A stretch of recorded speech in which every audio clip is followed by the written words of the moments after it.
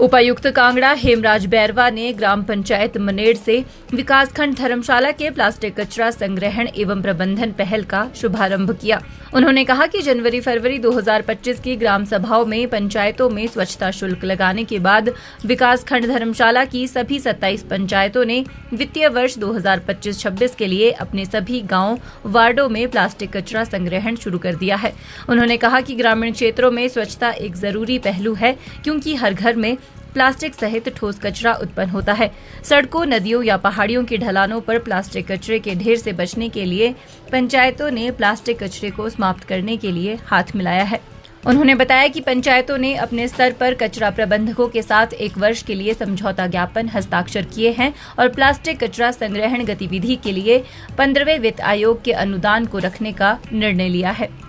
इसके लिए वित्तीय वर्ष 2025-26 के लिए सभी पंचायतों में 12वें वित्त आयोग के तहत कुल 40 लाख रुपए रखे गए हैं। इसके अलावा धर्मशाला पंचायत समिति के सभी सदस्यों द्वारा 5 लाख रुपए और जिला परिषद सदस्यों द्वारा 6,50,000 रुपए 2025-26 में प्लास्टिक कचरा संग्रहण गतिविधियों के लिए 15वें वित्त आयोग के अनुदान से रखे गए हैं। आप देख रहे होंगे कि स्वच्छ भारत मिशन ग्रामीण में प्लास्टिक वेस्ट मैनेजमेंट पर खासा फोकस है और ज़िले के सभी ब्लॉक्स में जो ब्लॉक बड़े हैं वहाँ पर एक से अधिक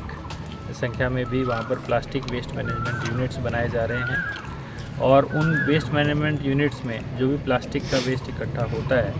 उसकी बेलिंग करके, श्रेडिंग करके और बाद में फर्दर उसका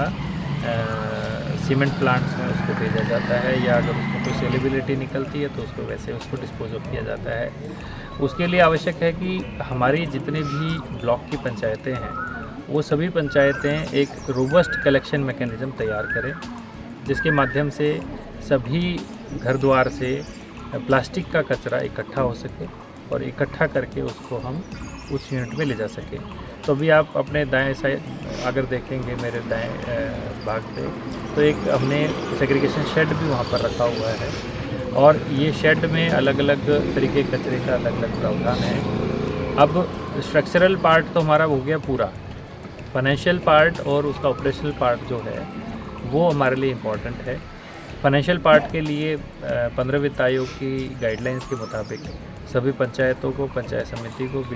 जिला परिषद मेंबर्स को उनको जो धन उसके अंदर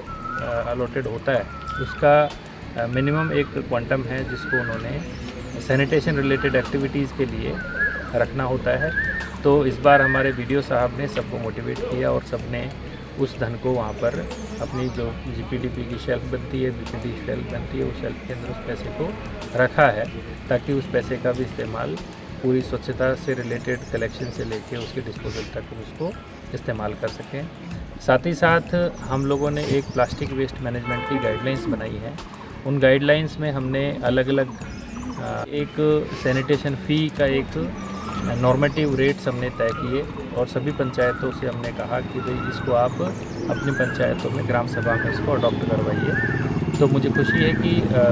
ब्लॉक धर्मशाला ने वो जो हमारी तरफ से एक नॉर्मेटिव गाइडलाइंस जारी की गई थी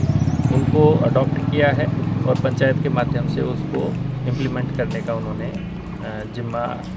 उठाया है। हिमाचल न्यूज़ 24/7 के लिए धर्मशाला से कृतिका शर्मा की रिपोर्ट। आप देख रहे हैं हिमाचल न्यूज़ 24।